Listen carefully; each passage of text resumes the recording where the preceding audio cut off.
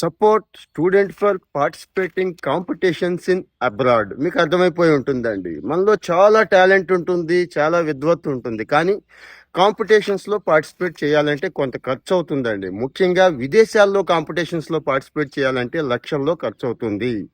ఇక్కడ కూడా ఒక స్కీమ్ ఉంది. గవర్నమెంట్ ఆఫ్ ఇండియా వాళ్ళు స్కీమ్ ఒకటి ఇస్తున్నారు. ఏఐసిటిఈ అంటాం కదా, all India council for technical education.